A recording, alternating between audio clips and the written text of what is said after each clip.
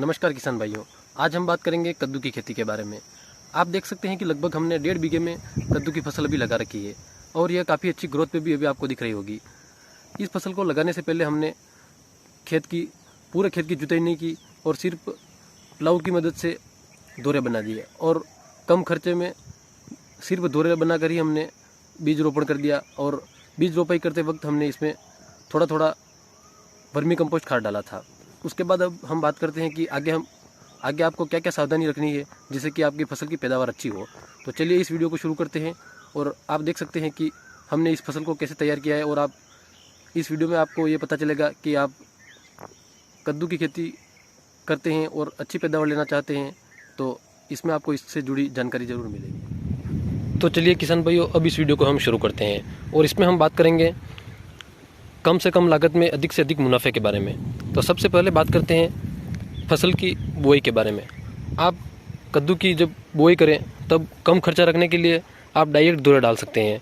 आप देख सकते हैं कि इस खेत में हमने जुताई नहीं की है और डायरेक्ट प्लाऊ की मदद से दोरे डाल दिए हैं और एक दोरे से दूसरे दोरे के बीच लगभग 4 से 5 मीटर की दूरी रखी है। तो ये तो हो गई खेत की तैयारी के बारे में।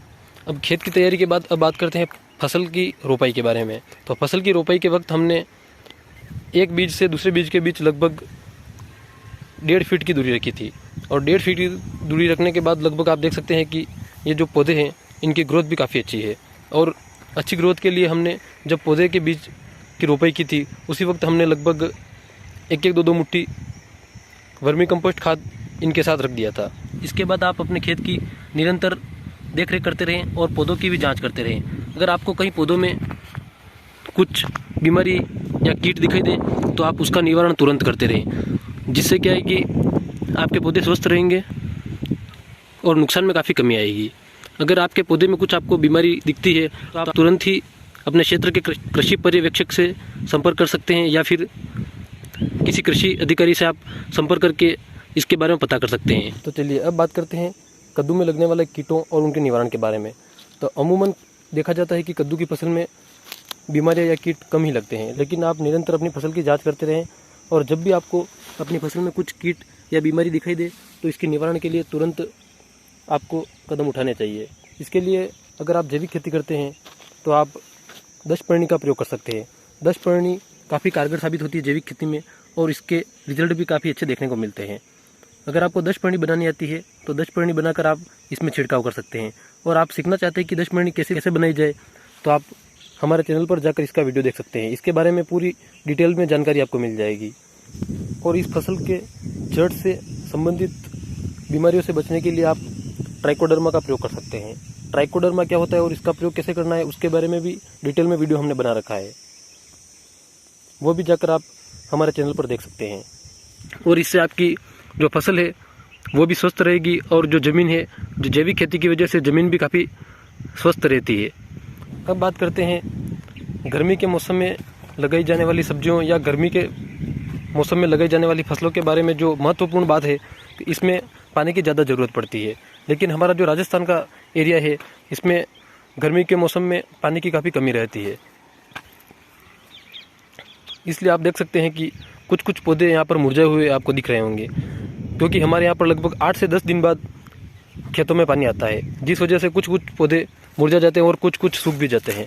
इसलिए आप खेत की निरंतर जांच करते रहें और जब आपको पानी की कमी लगे खेत में उस वक्त आप इनको पानी देते रहें, क्योंकि गर्मी के मौसम में जो इस सीज़न की जो फसलें हैं उनको पानी की काफ़ी ज़्यादा ज़रूरत पड़ती है। तो यहाँ पर तो हमने दोरे लगाकर ये फसल लगाई है। इसमें पानी की बहुत कम आवश्यकता पड़ती है, लेकिन जहाँ पर पानी की बिल्कुल कमी है वहाँ पर आप ड्रिप इरिगेशन की मदद से खेती कर सकते हैं। ड्रिप इरिगेशन की मदद से आपको बिल्कुल कम पानी में काफ़ी अच्छी पैदावार देखने को मिलेगी। हम भी यहाँ पर चाहते तो ड्रिप इरिगेशन की सहायता से इस फसल को लगा सकते थे, लेकिन कुछ कारण थे जिनकी वजह से हम यहाँ पर ड्रिप इरिगेशन नहीं लगा पाए और हमने दोरे लगाकर यह फसल लगाई है।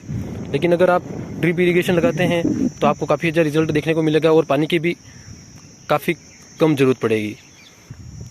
और ड्रिप इरिगेशन की मदद से आपको कम पानी में अच्छी पैदावार मिल सकती है। अब इसके बाद बात करें खेत में खरपतवार के बारे में, तो आप देख सकते हैं कि अब कई जो खेत में खरपतवार है वो उगने लग गया है और खरपतवार से निजात पाने के लिए आप 10-15 दिन में खेत की निराई गुड़ाई करते रहें। और यहाँ पर हमने दौरे में ये फसल लगाई है, तो इसमें निराई गुड़ाई करने में भी कुछ ज़्यादा दिक्कत नहीं आने वाली है, सिर्फ दौरों की सफाई करनी है। और इस तरीके से खरपतवार से भी यहाँ पर हम नियंत्रण कर सकते हैं। अब इससे आगे बात करें फसल के अंदर प्रयोग किए जाने वाले खाद के बारे में, तो हमने सबसे पहले इसमें वर्मी कंपोस्ट खाद दिया था। इसके बाद आप अगर अच्छी ग्रोथ लेना चाहते हैं और फसल की पैदावार अच्छी लेना चाहते हैं, तो इसमें आप सबसे अच्छा जो खाद है वो है जीवामृत, जो पूर्ण तरीके से जैविक खाद है। और इससे आपकी लागत में काफ़ी कमी आएगी और रिजल्ट अच्छा देखने को मिलेगा। और जैविक खाद होने की वजह से आपकी फसल भी स्वस्थ रहेगी और मिट्टी भी स्वस्थ रहेगी, क्योंकि रासायनिक खाद के प्रयोग से फसलें भी खराब हो रही है और उसको खाने की वजह से हम इंसान भी बीमार पड़ रहे हैं। और खेत की जो उर्वर क्षमता है वो लगभग धीरे धीरे ख़त्म होती जा रही है। अभी इसका रिजल्ट हमको देखने को नहीं मिलेगा, लेकिन लॉन्ग टाइम के लिए हम सोचें तो जो रासायनिक खादें हैं इनका प्रयोग हमारे खुद के लिए और हमारे खेत के लिए, दोनों के लिए काफ़ी हानिकारक है। इसलिए आप हो सके तब तक जैविक खादों का प्रयोग करें। जैविक खाद में सबसे बढ़िया उपाय है जीवामृत। इसके अलावा आप वर्मी कंपोस्ट और इसके अलावा जो भी जैविक खादें मार्केट में उपलब्ध है उनका प्रयोग करके काफ़ी अच्छा रिजल्ट आप ले सकते हैं। तो किसान भाइयों, इस वीडियो में आपको पता चल गया होगा कि किन किन सावधानियों को रखकर आप अपनी फसल की पैदावार बढ़ा सकते हैं।